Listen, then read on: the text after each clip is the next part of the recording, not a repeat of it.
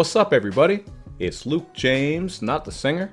If you're looking to get your music reviewed, you can hit up this email that's right here. But today I'm going to hit you up with my thoughts and opinions on this new album from D Smoke called Black Habits. Now, D Smoke is a rapper out of Inglewood. He's also the brother of Sir and the winner of the competition on Netflix called Rhythm and Flow. And I think that's what most people know him for. This one fact, though, to be honest with you, it did make me a little bit skeptical going into this project because we know how it is with competition winners. Sometimes they're just a fizzle in the pan. They come out, they drop an album, then they disappear. Other times there's a bunch of them and they just go their separate directions, kind of like the band. It just seems like winning a music competition doesn't necessarily mean you're automatically going to get this great artist. But I will say that with this project, it did come out pretty dope, even in spite of some of those Kendrick Lamar comparisons I've seen people talking about. You're certainly going to pick up on those similarities with his cadences, his voice, and flow, but there still was enough here to set himself apart from Kendrick, whether he's bringing some Spanish flows into the mix, telling his own personal story, and just putting his own spin on his very own thought-provoking content,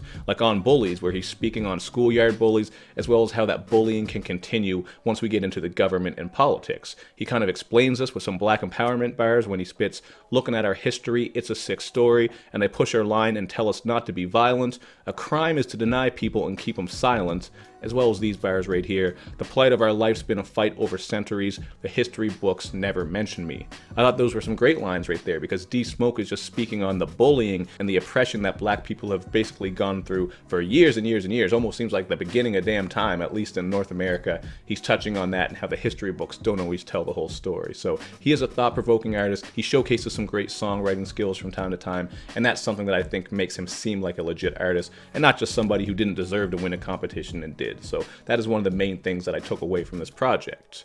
We're going to get more of these Black excellence themes on Black Habits 1 and 2. Part 2 in particular provides some great commentary on how black athletes are often treated as commodities and not people. There's also this really dope jazzy lounge style backdrop on this production. And even on the song No Commas he spits, "They buying everything in my city lights, property value rising, they gon' gentrify. This ain't rocket science here, let me simplify. We think we owners, but we only renters. Why?" Some pretty self-explanatory bars there as he's speaking on gentrification and how people get pushed out of their neighborhoods. So I really appreciate that D Smoke is using his platform to speak on some issues and share his thoughts. That is something that is very important for an MC to do.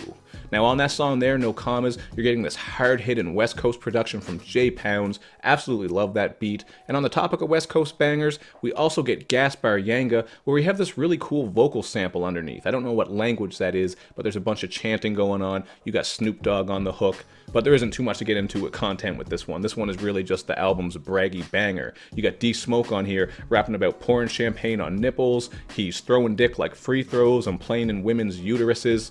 Or is it uteri? I don't know what the plural form of uteruses would be. Uteri sounds about right, because I'm thinking octopuses, uteruses. Anyway, you get my damn point. He is on some Lexington Steel shit on here with all the sexual stuff that he's rapping about. So it's just a banger, nothing too deep. So he is showing some versatility in that sense. It's not going to be like he's just kicking straight knowledge on every song. He is going to give you some fun as well. However, he does cover some other topics on here. On Top of the Morning, we're getting this sunny neo-soul feel with these very funky keys, trumpets, and swooping bass. Just an introspective track where he's going over a wide variety of topics. Then you get the song with Ari Lennox called Real Body. This is a very breezy R&B duet that just embraces women's imperfections. I really like this line here. "I could try to find every blemish and erase it, but I'd rather trace it."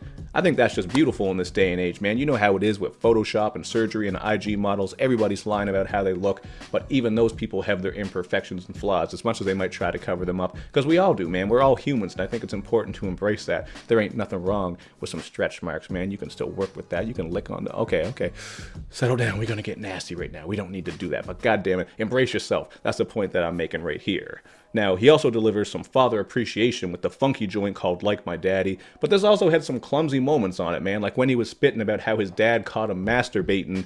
He didn't get mad, he just laughed and helped him master dating.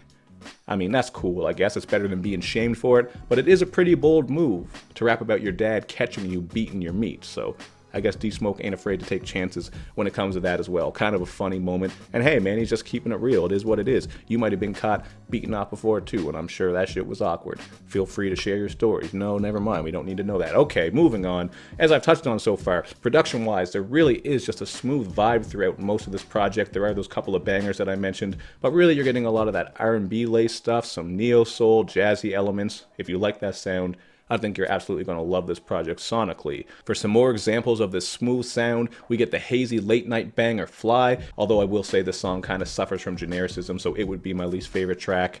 Then we get Seasons Pass. This has some guitar strums and sing-songy flows, type of shit you put on when you're cleaning the house on Sunday morning, just very nice and soulful. And D-Smoke's brother Sir, who I mentioned earlier, he delivers his own brand of smooth vocals on Lights On and Closer to God, so it's pretty cool how we had a bit of a family affair going on with those two tracks. The former of these songs has a sexy Latin feel to it, so it's basically like Rose Monroe in audio form, if you know, you know. And then the latter of these songs delivers a gospel vibe, as D-Smoke is sort of pontificating on how he feels about religion and how it ties in with weed as well. So those are some pretty cool tracks, and there's also a nice throwback to Kanye's song Addiction on that second verse. Always cool to pick up on little references like that, because hey man, hip-hop is worldwide, man. Hip-hop artists are fans too, so that was a nice little touch right there.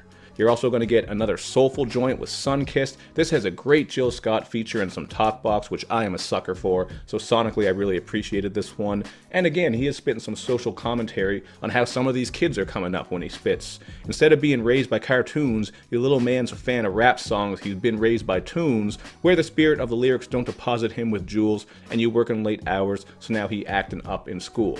Obviously, you can't blame music and movies for the behavior that people take part in, but I do understand what he's saying here. At the same time, I'm not saying he's trying to blame them. He's just speaking on the point that sometimes when kids don't have that guidance, when the parents are always out, they're by themselves, maybe they're taking part in some things that their parents aren't really explaining to them, maybe they're watching certain content or listening to certain content and not fully understanding all the context and nuance, those types of things.